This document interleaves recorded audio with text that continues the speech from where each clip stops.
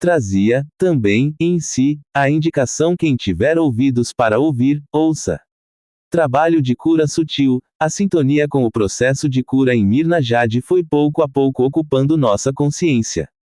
Um aroma específico passou a nos acompanhar e abençoar, unindo o nível consciente do nosso ser ao mundo interior. Quando esse aroma alcançava-nos, em diferentes momentos do dia e em meio às mais diversas tarefas que cumpríamos, sentíamos-nos elevados. Nessa etapa, percebemos a situação interna de um conhecido nosso que vinha sendo preparado para um processo de cura, mas a energia do seu ser estava sob uma crosta rígida, difícil de romper. Ao nos conscientizarmos disso, fizemos nossa entrega. Espontaneamente ouvimos ressoar mantras dentro de nós, que entoamos a meia voz, em glória ao Senhor Supremo. Sabíamos que, de alguma forma, estávamos participando interiormente do processo desse companheiro. Para se tornarem possíveis, certas curas podem receber ajuda externa. Isso é permitido quando a mônada do indivíduo a ser curado participa do processo, quando é ela que encaminha a transformação requerida. Alguns coligados podem então ser utilizados para que as energias cheguem ao eu superior e aos corpos tridimensionais daquele ser, o que ocorreu no caso citado. São como portas de acesso, que permitem o seu ingresso no templo de cura a cuja vibração estará filiado. Diferentes hierarquias trabalham em diferentes planos, e novas conjunturas energéticas vão surgindo segundo a necessidade. Prosseguindo em quietude, via, interiormente, o templo de Mirna Jade projetado sobre um dos lagos da área de contato. Era de vibração sutil, de estrutura translúcida, parecendo, ao mesmo tempo, ser feito de espelho cristalino. Palavras humanas, porém, são insuficientes para expressar aquele estado de consciência, por isso, cada leitor haverá de buscar em si o contato com a essência, podendo assim encontrar o que não é aqui explicado. A realidade oculta-se no coração das palavras e, ao reconhecê-la, o ser poderá elevar-se ao sublime estado que as inspirou. Aos meus olhos internos, o lago vizinho àquele foi gradualmente se elevando até situar-se acima do templo que, com sua irradiação, passou a interagir com algo que existia sob os lagos, mas que não me era mostrado naquele momento. Do Conselho do Reino de Mirna Jade parte 7 hierarquias reveladas, além de outras ocultas, cada uma delas conectada com um determinado sol. Esse conselho guarda a chave de ouro do santuário central, que abriga os segredos da alquimia sagrada. A transmutação do elemento fogo é ali uma realidade. Naquele estado interior em que me encontrava, via um fogo puro arder numa grande pira, alimentado pela própria fonte de origem de todas as coisas criadas e incriadas. Em meio àquele fogo, como parte de sua essência, percebia a energia da Virgem, fonte criadora que a tudo sustém. Foi-me dado saber que a essência purificadora do fogo provém desse santuário central, sendo dali emanada em diferentes gradações para as áreas do planeta onde sua presença faz-se necessária. Está em conexão direta com o fogo interior dos seres, em todos os reinos, e atua no despertar e na dinamização desse substrato da vida. Soube também que o fogo existe em diferentes planos e age de várias formas. Sua cor e atuação variam segundo sua intensidade e função. Por meio dessas constatações, íamos aprofundando-nos. Percebemos então que, na silenciosa presença do reino de Mirna Jade, efetivara-se a cura do nosso conhecido, naquela etapa de sua existência. Certa vez, caminhando, descemos por uma encosta até alcançarmos a estrada que atravessava uma floresta.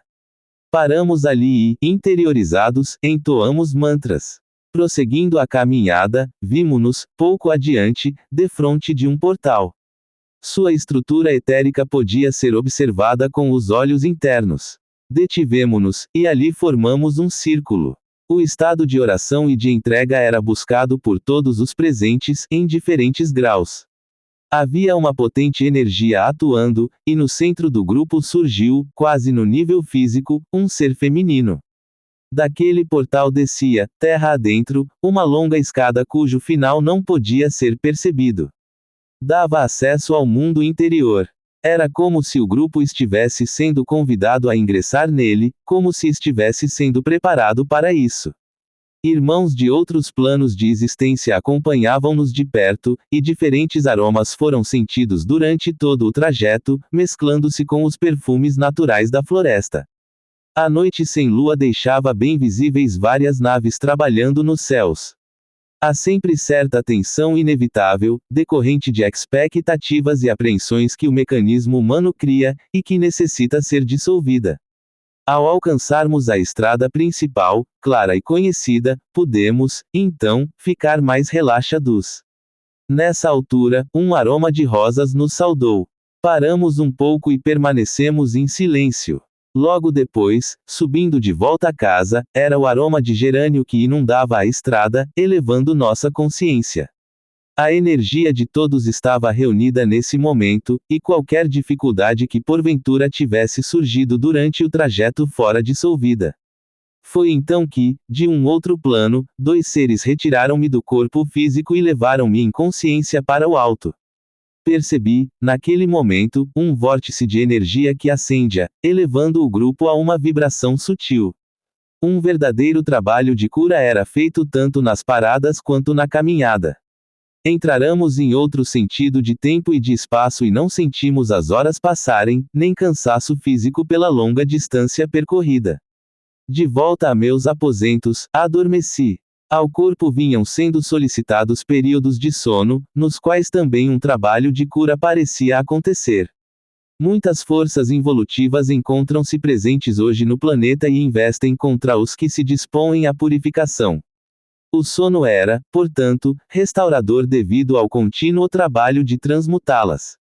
Vinha percebendo que a imparcialidade diante de pessoas e de fatos era também essencial para essa transmutação, e que sem tal atitude a energia de cura não podia fluir. Do mesmo modo, um antigo vício do corpo emocional, de apressar-se quando diante de diferentes tarefas simultâneas, tinha de ser dominado de uma vez por todas. Isso estava sendo claramente indicado. Constatava que a desarmonia, depois de instalada nos corpos, requer grande dispêndio de energia para ser eliminada e abre portas para que outras forças, ainda mais densas, emerjam com maior intensidade na consciência material. Um dia, sozinho, junto à natureza, durante um desses processos de transmutação, veio-me a nítida impressão de que deveria deitar-me. Obedeci aquele chamado e, em poucos momentos, era como se estivesse fora do corpo. Do plano etérico via-o sendo ajustado por alguns seres, enquanto num nível mais elevado ocorria um diferente trabalho. Pouco depois, era como se estivesse diante de um conselho e via claramente 3 dos seus membros. Percebia-me, dentro, daqueles seres. Tal conselho acompanhava silenciosamente o que se desenvolvia em mim e, mais uma vez, pude constatar que a ajuda dos níveis suprafísicos é incessante. Passaram-se alguns dias. Uma tarde, enquanto aguardava o início de uma reunião, vi-me novamente, e de maneira súbita, fora do corpo. Observava-o de cima, percebendo-o como uma entidade inserida na evolução material, com seu próprio trajeto dentro do arco evolutivo e sem relação essencial com a mônada que o habita, cujo verdadeiro caminho são os planos cósmicos. Do ponto onde me encontrava, via que as monadas são como núcleos de luz que se projetam dentro de invólucros materiais, ficando então limitadas por eles. Projetar-se dentro de formas faz parte de um processo de identificação-ilusão com estratos materiais, processo que há de ser transcendido. Há monadas que descem à matéria atraídas pela própria força dessa ilusão. Via miríades delas chegarem ao campo fenomênico, mas era como se elas próprias não fossem reais. Era como se a realidade emanasse do avatar, que lidava com elas a partir de outro plano, mais interior. Esse movimento das monadas, descendente, parecia ser algo que ocorrera na superfície da Terra em tempos pretéritos. Uma noite, reunimo-nos para um trabalho de oração. Via o grupo, que no plano físico estava disposto em círculo, no interior de uma esfera tecida de material amarelo claro, sutil, como um casulo de seda delicadíssimo. Sabia ser uma aura de proteção para a cura que ia acontecer dali a pouco. Entoamos mantras, e cada um dos presentes, com a ajuda daquela energia grupal, foi especialmente transformado. A certa altura percebi que um aglomerado de forças contrárias àquele trabalho estava se preparando para investir contra a aura ali formada, mas ia sendo dissolvido pela própria continuidade da reunião. Constatei assim, mais uma vez, como a persistência no caminho é fundamental. Superado aquele momento, encontramo-nos, nos planos suprafísicos, no interior de um imenso templo. Suas paredes sutis eram altíssimas, e ele abarcava grande parte do local físico onde estávamos reunidos. Pertencia a outro plano de consciência, mas naquele momento era ali projetado. O sentido de oração estava contido na própria luz que irradiava daquelas paredes. Víamos também, ali dentro, vários seres. Embora saibamos que não se devem enfatizar os jogos das forças involutivas, apontá-los pode ser útil para que se veja claramente o trabalho dissuasivo que elas tentam fazer, e como podem ser debeladas, não por nós diretamente, mas pela energia inteligente que opera na transição planetária, agindo através de nossa deliberada entrega aos níveis mais profundos do ser e ao cosmos. Quando investidas desse tipo se dão, devemos prosseguir em nossas tarefas, procurando estar sintonizados com o ponto mais elevado do nosso ser, sem lidar diretamente com tais forças. A certa altura, uma conexão mais direta com núcleos interiores pode efetivar-se, dissolvendo a situação. A oração silenciosa ainda será descoberta pelo homem de superfície. Ao elevar-se através dela, reconhecerá um estado de consciência no qual o amor e a dedicação a Deus são o alento e a vida. Enquanto isso não acontece de modo generalizado no planeta, seres intraterrenos, diríamos de espírito monástico, auxiliam-nos nesse trabalho.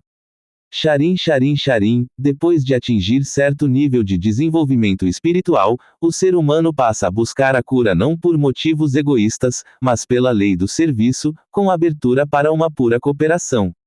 Assim, a atual cura dos corpos materiais pode ser uma colaboração nesse trabalho construtor que vem sendo feito desde os primórdios da evolução humana.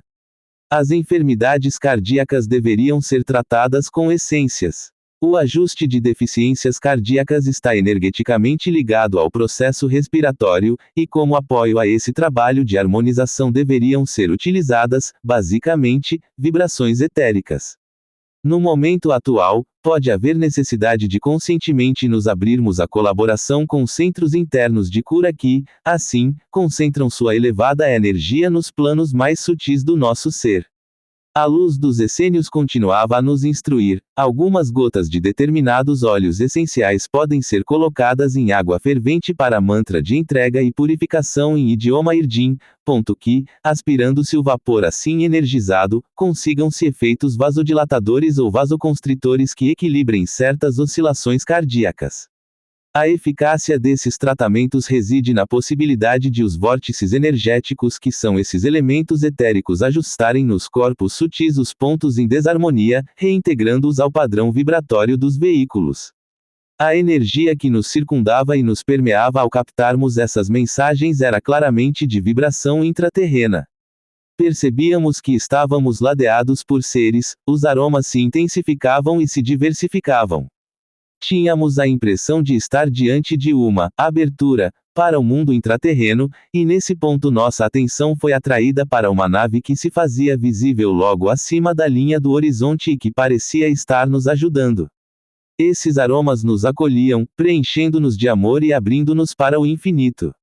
Nossos encontros, permeados de tal energia, eram um serviço a um plano evolutivo maior, incompreensível mentalmente. Ao entoarmos o mantra de Mirna Jade, acende-se em cada um de nós a parte desse plano que nos cabia manifestar como canais. Abriu-se então à nossa frente uma passagem etérica, um túnel claro, com suave luminosidade, que descia bem verticalmente. Os seres intraterrenos eram de pura luz, e pareciam estar quase no plano físico, tal a intensidade da energia gerada pela presença deles. Percebíamos que estávamos indo em direção a um lugar sagrado, e os pontos mais sensíveis do nosso corpo físico podiam captar as ondas de sua energia de cura. Uma cúpula surgiu dentro de uma mata próxima, e sua base ampliou-se até incluir-nos em seu interior. Sabíamos que essas formações são como bolsões de energia que se plasmam em alguns pontos do espaço, e que, depois de realizarem determinada tarefa, são desmaterializados. Víamos que deveríamos adaptar-nos gradualmente a vibrações sutis como aquela, para que nos iminentes momentos da evacuação planetária pudéssemos estar em condições de prestar alguma ajuda. À medida que prosseguíamos aquele trabalho, mergulhávamos cada vez mais na vibração intraterrena, que se alternava com contatos com o cosmos e a superfície do planeta. Percebíamos esse movimento como algo que nos levava a ingressar numa diversidade de vibrações, tornando-nos mais flexíveis. Há no mundo intraterreno uma luz de suavidade indescritível. A energia elétrica usada na superfície da Terra interfere na estrutura calorífera do ambiente, ao passo que a energia Brio, usada ali, é a térmica. Mesmo no processamento da energia nuclear há liberação de calor, mas no da energia Brio são seguidas leis que não incluem o desgaste pela fricção de elementos. Na vida intraterrena utilizam-se interstícios materiais que permitem haver um mínimo de atrito. As naves, consciências manifestadas, estando liberadas da evolução através da lei do karma e da lei da superação de forças da qual falamos no início deste livro, são regidas por leis suprafísicas, e seus mecanismos têm pouquíssimo a ver com o atrito. Essas consciências são conduzidas pela cooperação evolutiva e pela energia da vontade, do amor e da luz, não necessitam passar pela luta em que estão envolvidos os que têm laços com a matéria. O Sol assume uma parcela da transmutação dos elementos gerados no âmbito da sua consciência, a qual se expande além dos limites dos planetas materializados no sistema do qual é núcleo. Dessa forma, também o calor gerado na parte manifestada do seu corpo serve como caldeira transformadora das impurezas que circulam pelo sistema solar. Outros aspectos da energia do universo, Onuzon, além da energia Brio, são irradiados pela parte manifestada da consciência do Sol. Sabíamos que os seres intraterrenos procuram introduzir-nos nessas experiências para abrir-nos mais ao serviço que será necessário nos tempos que virão. Recebíamos sinais da nave que do céu nos assistia. Havia em todos nós louvor e adoração pelo único Criador. Passamos então a puramente absorver os impulsos recebidos, estágio em que apenas o silêncio, a paz e a gratidão fazem-se presentes. Cruzando fronteiras, à medida que o contato com a própria mônada e com as hierarquias vai se aprofundando e tornando-se mais consciente, faz-se premente a necessidade de o indivíduo ultrapassar certos limites, impostos pelo ritmo normal de funcionamento dos corpos terrestres, e de finalmente viver no mundo tridimensional como um filho do cosmos, portador da chama e da luz das estrelas. A capacidade de se estar completamente impassível diante do que quer que seja é, nessa fase, não só algo desejável, mas um requisito. Sem a qualidade da impassibilidade incorporada e vivida nas provações do mundo material, o ser não pode transpor o limiar da consciência humana e ingressar de maneira definitiva nos sublimes portais do conhecimento cósmico. Somente quando as energias dos nossos corpos estiverem totalmente elevadas, sublimadas e liberadas é que poderemos chegar a esse estado, no qual nada nos pode abalar. Mas o processo que nos leva a atingi-lo deve ser espontâneo, impensado e conduzido internamente pelas hierarquias encarregadas de colaborar com nossa mônada, seja na criação da nova civilização, seja transmigrando-a para outros pontos e planos do cosmos. As informações que nos foram dadas pela psicologia sobre o sexo, e também o que algumas escolas esotéricas ou esotéricas indianas nos trouxeram como contribuição nesse assunto, originaram imensos mal-entendidos. Não é o sexo a fonte de tudo, nem é ele a última realidade a ser encontrada antes da união com o divino. Na humanidade atual, nos níveis em que a energia se manifesta, no do sexo, no da emoção, no do desejo, no das sensações ou no dos pensamentos, ela se cobre de sensualidade. Na sensualidade incluem-se a satisfação e a compensação, que muitas vezes permanecem presentes no ser mesmo depois de ele ter percorrido várias etapas do caminho espiritual. A energia em si, que nos níveis mais primários inclui o estágio do erotismo e da procriação, deve elevar-se. Chegando a certo patamar, ela se torna puramente criativa. Elevada, Tem condições de manifestar os arquétipos superiores e abstratos, ela nada cria sozinha, mas o faz em colaboração com a totalidade, com a energia única. É, portanto, co-criadora. Usar evolutivamente essas forças básicas não significa, pois, deixar que fluam livremente nos níveis densos, mas sim canalizá-las para níveis superiores até que possam ser transmutadas pela mônada. Somente após certas transmutações é que se faz possível a plena manifestação dos arquétipos superiores, e quando um ser torna-se a expressão desses arquétipos é que a sua energia verdadeiramente se libera. A consciência é, em si, todo abarcante. Tudo inclui, está presente em todas as partículas existentes. Encontra-se nas miríades delas, mas, ao mesmo tempo, não se divide. Em concebível presença, é filha do grande mistério. Viaja pelo cosmos, conhece as chaves de todos os portais. Quanto mais se amplia, mais se aprofunda, quanto mais abrange, mais se eleva. Discutida pelos mortais, vivida pelos sábios, é a primeira a despertar e a última a se retirar para o seio da eterna morada. Antes que a elevação da energia efetive-se em nosso ser, teremos lampejos desse conhecimento, mas serão fugazes e não poderão permanecer de maneira estável em nossa consciência. A mente analítica pode aprisionar o homem no que já conhece. Manipulando o que é por ele aceito, movimenta-se de uma comparação a outra e, em irrefreada atividade dedutiva, perde as sementes da verdadeira realidade. O conhecimento superior não pode ser explicado. Como a água pura que brota dentre as rochas, deriva-se de profundos mananciais, como o vento que penetra pelas frestas de uma janela, emerge na consciência e toma o homem de assalto. Não avisa sua chegada, tampouco despede-se ao partir. Insólito viajante, jamais se sabe quando retornará. Podereis reconhecer sua aproximação, podereis deixar aberta a entrada. Entretanto, será ele que marcará o momento da chegada e, sem nada avisar, novamente partirá, até que um dia vos leve consigo, e, nas alturas cósmicas, habitareis sua morada. Depois do primeiro encontro, não podereis esquecê-lo.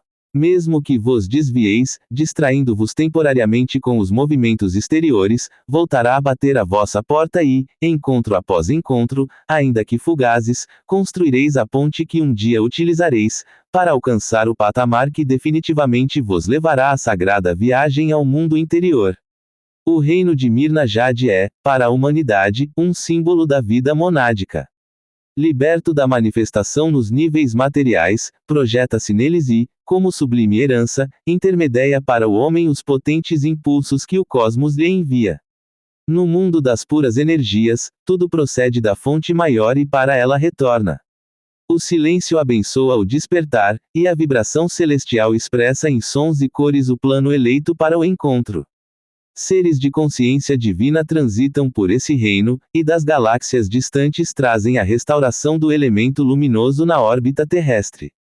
Autoconsciente e autoirradiante, esse elemento possibilita ao homem a redenção, à medida que nele se incorpora. No quarto plano, a luz do interior compõe as partículas viventes. Em planos ainda mais elevados, é a luz do cosmos que induz a liberação do fogo e da vida. Consciência inalterável, o avatar gradativamente reúne o potencial necessário para a formação do seu corpo de manifestação. Como um paciente artesão, ordena os fios do cosmos e, na urdidura dos planos materiais, tece o desenho que fundirá e libertará das cadeias da ilusão as 7 monadas, expressões e canais da sua realização. As monadas não são a fonte. São reflexo e manifestação desse núcleo mais interno, que é o regente, e que do cosmos recebe e funde o poder e a vida. Em cada plano, uma grande entidade manipula os fogos e ordena os vórtices de cada uma das partículas, para que elas reflitam o arquétipo supremo. Integram a essência daquele nível, e assim preparam, para cada mônada, aquele que será o seu corpo de manifestação. Diante dessas mensagens, que captávamos no silêncio da nossa entrega, ficava mais clara para nós a percepção interna de uma linha evolutiva que, como a monádica, tem seus núcleos no plano cósmico. Tratava-se da linha dos pitris, diferentemente das monadas, cuja evolução está, por enquanto, ligada a uma trajetória que inclui o reino humano, eles estão vinculados ao reino dévico. Ocupam-se da construção das formas, depois de receberem as projeções dos arquétipos do que deve ser manifestado. Da essência desses arquétipos flui uma tênue rede energética, com a qual os pitris plasmam o modelo daquela nova forma. Ao ser elaborado pelos pitris esse modelo de estrutura energética, a mônada começa, por um movimento gerador de um vórtice, a atrair o material que comporá a futura forma no plano onde deverá atuar. Portanto, a forma manifestada é fruto do trabalho dos pitris em conjunção com o da mônada que habitará o corpo ou os corpos a serem plasmados. A atração dos elementos para a construção dos corpos é tarefa da mônada, mas o transporte dessa matéria é coordenado pelos pitris. São, portanto, evoluções diferentes, mas que trabalham em estreita colaboração. As monadas, segundo o seu grau evolutivo, atraem elementos mais densos ou menos densos para a formação dos corpos. Analogamente, em um mesmo corpo físico, diferentes são os graus de densidade expressos pelos vários O gãos que o compõem, ainda que tais diversidades não possam ser claramente percebidas pela ciência da superfície da Terra. A formação de uma rede etérica adequada à densidade que o corpo expressará é tarefa dos pitris, cujo trabalho é guiado pelo propósito do arquétipo. Nos reinos da natureza, algumas espécies exprimem características sutis e, em certos casos, podem ser elos entre planos de consciência. Desse modo, os pássaros, que também existem nos mundos intraterrenos, têm seus corpos compostos de matéria dos subníveis mais sutis dos planos que habitam. As flores, igualmente, constituem a parte das plantas formada de matéria mais tênue. Os pássaros têm relação direta com o reino de Mirna Jade, e preparam a sua aparição aos olhos físicos de parte da humanidade. Alguns transformam a vibração da matéria através do som que emitem e do seu canto harmonioso, pois assim plasmam o que no éter compõe padrões sutis de energia.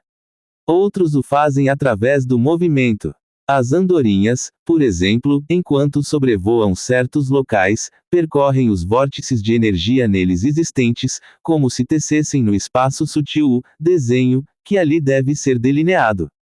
No reino dos pássaros, há uma ordenação hierárquica, segundo a qual cada espécie manifesta e canaliza um determinado potencial de energia. Se o homem não se tivesse desviado em seu caminho, se não tivesse perdido o rumo indicado pela sabedoria eterna, poderia colaborar estreitamente com certos espécimes do reino animal.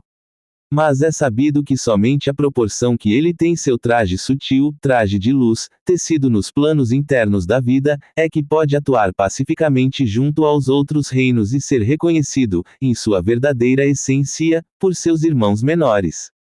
A proximidade dos pássaros, quando evoluídos, traz à aura humana certos componentes angelicais, que, de outra forma, não poderiam ser nela incorporados. Esses animais, tendo seus corpos plasmados com matéria mais sutil, auxiliam, com sua irradiação, a elevação do ser humano. Também as flores têm esse papel, e não deveriam ser arrancadas da planta-mãe, salvo por indicação interna. É à medida que a agressividade e a necessidade de autoafirmação vão sendo varridas da aura do homem, que pássaros e flores podem ter plena expressão junto a ele. Por trabalharem a matéria etérica sutil, são ajudados em sua tarefa pela presença de seres humanos purificados, em estado interior de silêncio, de oração, estado que, em síntese, é uma glorificação do Criador. Essas percepções esclareciam-nos sobre o trabalho das energias nos níveis formais também, para que, desse modo, pudéssemos mais conscientemente atuar nesses planos. A vida tem, entretanto, sua realidade em planos cósmicos e materiais. Por isso, continuamente convida-nos a cruzar fronteiras e a visualizar horizontes mais amplos. Se a matéria não é constituída de energia monádica, pois esta, como vimos, apenas a habita, e se a matéria tampouco é a essência dos pitris, que é então a matéria? Em dado momento de nossa aproximação dos mundos intraterrenos, fomos levados a perceber, ainda mais profundamente, como a humildade é necessária sempre. Vimos que as forças negativas agem sutilmente nos indivíduos que estão no caminho evolutivo, e que o orgulho por saber algo é um dos maiores obstáculos a esse conhecimento. A vaidade também cristaliza os indivíduos em determinado ponto do seu processo evolutivo. A partir daí, passam a cuidar excessivamente dos aspectos externos e materiais, cuja essência, no entanto, eles próprios desconhecem. Temos de ser simples e humildes para que o conhecimento, que é interno e que inclui leis ignoradas no atual estágio humano, se faça presente e flua por todo o nosso ser, trazendo-nos sempre novas facetas da realidade infinita. Dentro dessa perspectiva, fui levado certa vez a aproximar-me de alguém cujo orgulho e vaidade costumavam vir frequentemente à tona. Havíamos finalizado uma reunião, e estávamos em oração silenciosa. Pus-me ao seu lado, desconhecendo o motivo de ter sido para ali atraído. Procurava estar o mais aberto possível e entregava ao profundo do meu ser os movimentos que emergiam dos meus corpos, para que nada pudesse macular a sutil aura grupal que nos permeava naquele momento. Fui atraído em consciência para outro plano e percebia a mim mesmo como uma coluna vertical de energia que, vinda do interior da Terra, ligava-se ao infinito. Mesmo sendo essa coluna, minha consciência alargava-se também em horizontal e abarcava, como se fosse ela própria, todo o local onde o grupo estava. Tinha os olhos físicos cerrados nesse momento, e era como se minha consciência fosse ali não mais o meu ser individual somente, mas tudo o que estava dentro dessa aura. O companheiro ao meu lado encontrava-se de maneira especial incluído nesse campo de percepção, sendo também submetido àquela ampla cura interior. Estávamos dentro de algo que poderia ser chamado de consciência do templo. Via a estrutura etérica desse templo e sabia muito bem tratar-se de um local de cura. Não percebia ali propriamente seres, mas energias. Já ao abrir os olhos físicos vi, ainda em outro plano, um fogo que circulava por toda a área, como se percorresse um circuito energético. Era muito forte a presença do comando daquela área, na minha percepção representado por um logos de potente luz e com tarefas bem precisas na iminente evacuação planetária. Esse fogo parecia-me ser parte da sua própria energia. Quando percebi sua ação e sua presença, pude conhecer, mais profundamente, o que é gratidão. Sabia que a cura interior iria, dali em diante, dar-se de maneira mais explícita no grupo. Tratava-se de uma cura decorrente de um puro contato com a presença interior e de sua irradiação, não de fatos externos. Essa espécie de cura ocorre secretamente, sem exteriorizações emotivas, no silêncio da entrega e na consciência da verdadeira face do ser. A integração entre as monadas é parte atuante desse processo, e há grupos de trabalho interior coligados para que ele se torne cada vez mais possível. Enquanto anotava estas observações, vi-me, de súbito, novamente em contato com o monastério interior que já conhecia. Recebia de lá uma irradiação que estava sendo dirigida ao desenvolvimento das sementes da raça humana futura. Essa irradiação dirigia-se também a uma região central do continente sul-americano, onde ocorre a fusão de 3 grandes espelhos, e onde uma tarefa específica encontra-se em desenvolvimento. Através do trabalho dos seres e energias que fazem parte desse monastério, o arquétipo da nova raça vai sendo atraído, podendo então ser plasmado em cada nível e subnível da matéria, nos moldes e modelos em que deve ser manifestado. Percebia parte de um intrincado e perfeito sistema de interação de forças e energias, pitris e monadas, que fazia com que essa possibilidade se incorporasse à atual humanidade de superfície. Ao Manu cabe a condução de todo esse processo. Inclui em sua consciência hierarquias e seres, que se tornam assim participantes de sua própria expressão. Mirna Jade é também parte dessa obra, e o ofício de seu santuário interior, bem como sua cristalina presença, atua em diversos planos, permitindo que uma nova consciência possa instalar-se sobre a Terra. Vi também, internamente, um dos conselhos de Mirna Jade. Tinha 12 membros que, nessa visão, projetavam-se com forma humana definida, apesar de seus traços serem indescritíveis. Soube que esse conselho está ligado ao de Mistl Itlan que, por sua vez, compõe-se de 21 membros. O Conselho de Mirna Jade prepara-se para uma conexão solar, expressando-se através de 12 energias, 3x4, já o de Misteel Itlan está preparado para conexões cósmicas, intergalácticas, e por isso os membros, são 21, número que representa a totalidade da manifestação da energia que neste momento o planeta pode receber, 3x7. O Conselho de Mirna Jade está associado à etapa da liberação material, por isso 3x4, e o de Misteel Itlan à consciência cósmica através dos raios, 3x7. Embora os raios cósmicos sejam 12, conforme nosso conhecimento atual, naquele momento era-me transmitida uma realidade inerente a 7 deles. Não desafie o mal, já era noite. Caminhávamos em direção aos lagos da área de contato. Aquela região já tinha sido reconhecida anteriormente como um ponto especial de trabalho com os espelhos e de acesso à civilização intraterrena. Alguns membros do grupo haviam tido ali significativas experiências interiores, nas quais a aproximação dos irmãos maiores fora claramente percebida. Éramos agora em número de 8. Íamos atentos não só ao movimento interior, mas também aos sinais que se apresentavam no céu. As naves estavam presentes e nos trabalhavam com sua irradiação.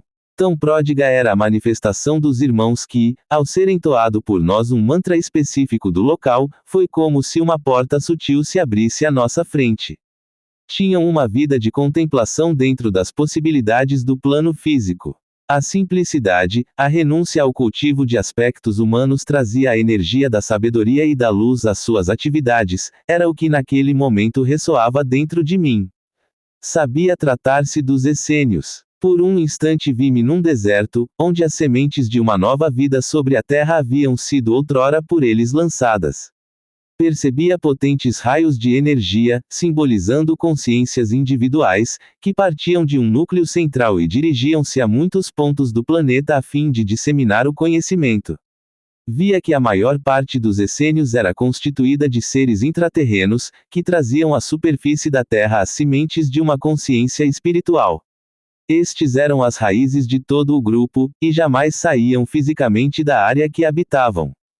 Permaneciam no centro dela e guardavam as chaves para o contato com dimensões sutis. Colocamo-nos em círculo. A mente de um companheiro ao meu lado parecia estar dentro da minha. Encontrava-se presa em raciocínios intrincados e em densas reflexões. Podia perceber, sem nenhum exercício de caráter mental ou de magia, onde começava e terminava o seu campo de ação. Sabia que nele estava sendo feito certo trabalho de cura, e que eu estava servindo de instrumento, de intermediário, para que esse processo ocorresse. Enquanto entoávamos um mantra como oferta para a purificação, percebia o desenrolar de um trabalho específico, no qual a energia era canalizada para esse irmão. Permanecia em silêncio interior, que não era perturbado nem mesmo pelos pensamentos que buscavam campo de expressão na aura grupal. Nenhum desejo havia em mim, nem mesmo o de ajudá-lo. Sabia que qualquer pretensão humana, mesmo que positiva, seria ali uma interferência, e que ao meu consciente caberia apenas abrir-se para um nível superior e persistir na entrega e devoção. O trabalho continuava, fundindo energias que tinham começado a ser dinamizadas numa reunião anterior, à tarde, quando o mesmo grupo estivera sendo estimulado a assumir uma nova etapa do serviço. Em torno daquele indivíduo que estava passando pela cura, formou-se como que um cone de proteção, cuja base encontrava-se no solo e o vértice apontava para o céu. Enquanto entoávamos mantras, pela parte superior do cone iam sendo expulsas, para o espaço, forças involutivas que, perplexas ante aquela ação dinâmica, obedeciam à energia que as repele. Não desafiar o mal é uma lei que todos os curadores autênticos conhecem.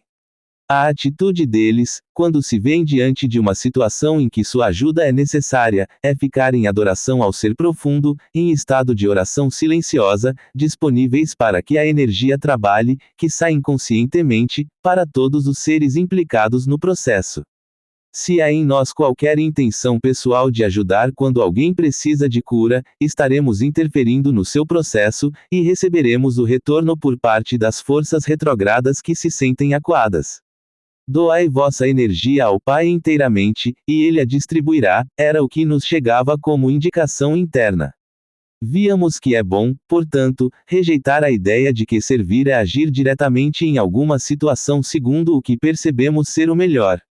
Isso, na verdade, é uma mescla de orgulho, vaidade e ingenuidade. Ao dedicar-se à cura, um indivíduo já deve ter trabalhado previamente o próprio caráter, a fim de não enveredar por caminhos tortuosos, ligados à magia. Temos, portanto, que permanecer vigilantes quanto ao zelo humano diante de uma dificuldade alheia.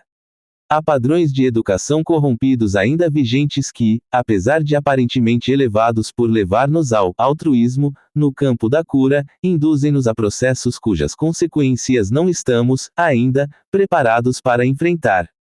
É preciso passar pela escola do discernimento para finalmente optar-se pela não interferência. Seguir a lei é, portanto, não canalizar a própria energia para ponto algum, mas entregá-la continuamente à inteligência superior.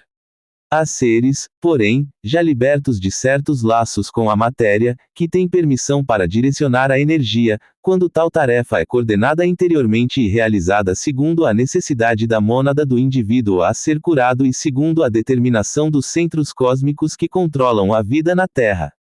Assim, tendo esses seres autorização interna para trabalhar diretamente num processo de cura, são reconhecidos pelas forças negativas, e estas não retornam, depois, multiplicadas por 7, como é regra geral, mas são realmente transmigradas. É que, nesses casos, as monadas dos curadores já têm suficiente controle sobre os seus veículos e podem, então, receber maior energia para o cumprimento da tarefa. Mas, na realidade, a cura é sempre operada pelas monadas, e os veículos são meros canais. Eis porque os autênticos curadores são humildes diante da busca da verdade, e jamais se consideram autores dos processos que por meio deles são desencadeados. Durante um intervalo de silêncio entre orações, era como se o grupo estivesse, nos planos internos, diante de um dos portais de Mirna Jade, porém, vários de nós não conseguíamos vê-los por estarmos olhando para nós mesmos. Algumas palavras, claramente dirigidas àquele grupo, foram então captadas. Para poder descruzar os portais de Mirna Jade, devereis renunciar às realizações humanas, mesmo as mais elevadas. Precisareis buscar dentro da própria consciência a vibração imaterial. Caminhamos então rumo a um eucaliptal. Enquanto entoávamos mantras apropriados para entrar em sintonia com a energia daquela área, percebi que o grupo, interiormente, encontrava-se na aura de um espelho. Era como se estivéssemos no ar, acima de uma cúpula voltada para o céu. Recebia, através dos pés e dos centros das mãos, ondas de energia provenientes desse espelho que nos mantinha num novo estado de consciência. Na visão, esse espelho tinha em seu núcleo uma concentração maior de energia, concentração que era tão intensa que, naquele ponto, ele não podia ser visto. Suas bordas tornaram-se então douradas, e pouco a pouco o seu centro foi sendo revelado. Predominava uma luz branca de grande brilho. A rede energética que compunha esse espelho emitia vibrações ao trabalhar conosco, vibrações que eram percebidas como sons melodiosos, porém não audíveis. Veio-me à mente o fato de algumas consciências elevadas manifestarem-se por meio de naves, como nós nos manifestamos por meio de corpos, veículos que usamos para transitar concretamente em certos campos de evolução. Assim, naquele momento, foi-me dado saber que a estrutura energética que estava vendo como espelho seria o corpo de manifestação de consciências agrupadas, ou melhor, de consciências perfeitamente unidas. Sentamo-nos em silêncio, para que cada um fizesse suas orações individuais. Naqueles momentos, a energia era especial. Deitei-me por terra e fiquei observando o céu. Nada mais passava por minha mente, nem mesmo a lembrança do contato com aquele espelho. O movimento das nuvens, que tomavam formas simbólicas, ajudava-nos a entrar num estado contemplativo. Víamos muitas formas, mas não tentávamos decifrá-las, para não reduzir a uma compreensão mental o que simbolizavam. Alguns membros do grupo tornavam-se cada vez mais firmes interiormente, e os demais eram ajudados com isso. No princípio, a mente dificulta-nos viver conscientemente nos vários planos da existência, porque para isso sua substância precisa entrar em percepções que ainda não constam de seus arquivos. A mente sente-se segura diante do que conhece e com materiais que sabe manipular. Mas o grupo já não se desconcertava com o inusitado. Continuávamos a captar informações sobre os essênios. A humildade e a estrita obediência à lei interna os mantinham, como grupo, em elevado grau de pureza. A formação do grupo externo era conduzida por uma seleção interna, não havia regras ou preceitos para se ingressar na comunidade, o seu próprio ritmo de vida criava uma aura na qual poderiam permanecer apenas os que estivessem em sintonia com o propósito ali materializado. Contudo, não alimentavam qualquer separatividade e viam em todos a chama da vida em diferentes estágios de expressão. Com amor e respeito acolhiam os que reconhecidamente deveriam estar entre eles. Por sua simplicidade, eram amados por todas as linhas filosóficas e religiosas, pois nunca se manifestavam como um grupo à parte. Sabíamos que essas indicações referiam-se a esse antigo grupo, mas também que eram arquétipos de padrões de conduta a serem expressos, num próximo ciclo, pela humanidade de superfície. Independentemente dos motivos que pudéssemos perceber por que tais informações nos estavam sendo transmitidas, éramos gratos por ter acesso a elas, e reconhecíamos que nos estava sendo indicado procurar materializar essas dádivas dos mundos superiores que tão claramente se mostravam à nossa visão interna. O conhecimento não tem pátria, não pode ser propriedade de indivíduos ou de grupos, não deve ser manipulado por interesses humanos. Vem dos níveis superiores para saciar a sede dos que buscam realizar a vida do espírito, também nos planos da matéria. Renovação na consciência essênia. Certo dia, ao reler algumas anotações que fizeramos sobre os essênios, vi, em um plano sutil, um quadro sintético confirmando que esse povo era mesmo a manifestação de uma civilização intraterrena de elevada vibração. Durante a experiência, pude perceber essa civilização no interior da Terra e também seu prolongamento na superfície. Instantes depois, era-me esclarecido que a consciência que havia inspirado, conduzido e manifestado aquele antigo povo era a mesma que agora contatávamos, e que reconhecíamos como Mirna Jade. Sabia que muito ainda seria revelado quando chegasse o momento, e quando a necessidade o determinasse. No final daquele mesmo dia vi, com os olhos internos, algumas naves trabalhando no horizonte. Mostrou-se em primeiro lugar uma delas, e depois, simultaneamente, outras duas. Uma cor que não era física tingia o céu.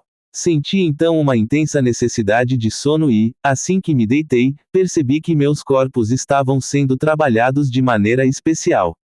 Havia 3 seres de cada lado da cama. Via meu corpo deitado, e sabia estar em outros níveis, num local sutil que correspondia àquele em que me encontrava no plano físico. O ambiente era semelhante ao de um laboratório, e soube, interiormente, que ali muitos tratamentos eram feitos para ajudar a humanidade de superfície a entrar em outros estados de consciência. Aqueles seres manipulavam a matéria dos meus corpos. Tinham total controle daquele processo e cumpriam um plano estabelecido por uma consciência maior. Poderia dizer que eram enfermeiros, por falta de palavra mais adequada. Introduziam suas mãos nos meus corpos, fazendo movimentos que lembravam os dos padeiros ao preparar a massa. Eram movimentos contínuos e uniformes, realizados pelos 6 seres concomitantemente. No início da experiência, eu percebia o trabalho deles e o ambiente físico em que me encontrava, apesar de estar com os olhos fechados. À medida que prosseguia, porém, a matéria dos meus corpos parecia ter se esparramado, passando a ocupar todo o meu campo de percepção. Não via mais os seres, nem o ambiente físico, mas apenas aquela massa difusa. Pouco depois, do ponto de vista externo, a experiência não durou mais que segundos, percebia meus corpos como que reintegrados. Apresentavam, entretanto, uma ordenação que antes não tinham. Podia ver uma estrutura que correspondia ao seu arranjo molecular, e era-me mostrado que se encontravam numa nova ordem. Notei, então, a casa sendo elevada.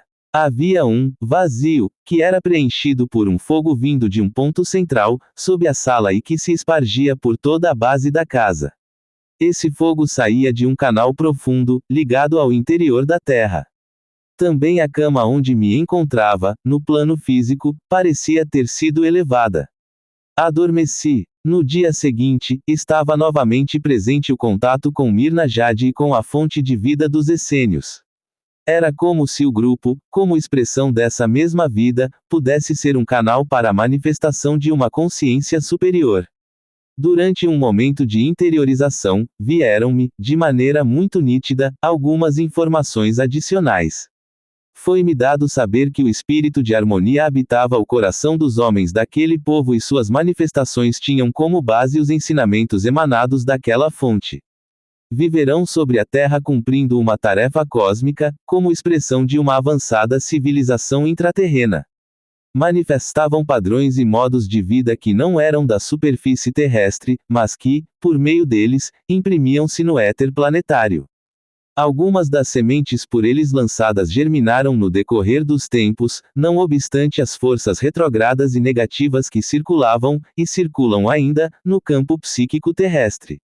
As possibilidades curativas e a pureza dos essênios eram fruto de sua vida interior consciente e de seu contato permanente com a civilização intraterrena de onde virão. Nos dias de hoje, essa civilização novamente emerge e, num grau mais elevado da espiral evolutiva, busca expressar na superfície da Terra padrões de conduta e de vida grupal superiores. Agora, o contato com os seres cósmicos pode ser abertamente buscado pelo homem, e a ele é dada a oportunidade de servir de elo entre o estágio intraterreno e o cósmico. Assim, uma vida de nível superior, em harmonia com as leis do cosmos, há de manifestar-se sobre a Terra. Sabia ter chegado o momento de brotarem as sementes que no passado foram lançadas, e que as limitações humanas atuais não seriam obstáculo para isso, à medida que certo número de indivíduos, tendo cruzado os portais de Mirna Jade, retornarem de lá empunhando o cetro da lei. Pude então perceber que, assim como o centro maior do planeta transmigrou-se de Shambhala para Mistela-Itlan, aquela antiga civilização intraterrena trasladou-se para a América do Sul, no que diz respeito à concentração de seu manancial energético. Percebi também haver uma interrelação do centro de Mirna Jade, como fonte inspiradora da vida essênia, com a energia do planeta Vênus. Os essênios representavam um estado de consciência que tem estreita ligação com a paz interior. A partir do contato que mantinham com a fonte inspiradora de vida, expressavam a energia da pureza e da harmonia. Não manifestavam nenhuma forma de violência, tampouco os vícios da competição e do autoextermínio, comuns no homem terrestre. Tinham em seu código genético a qualidade da vida intraterrena, e a energia venusiana somava-se a esse manancial. Por isso, não procriavam. Aqueles que passavam a fazer parte desse povo eram preparados para transmutações e, já naquela época, tinham seus códigos genéticos substituídos. O nascimento de uma raça não é algo que se opere repentinamente, e exige o cumprimento de etapas em diferentes planos.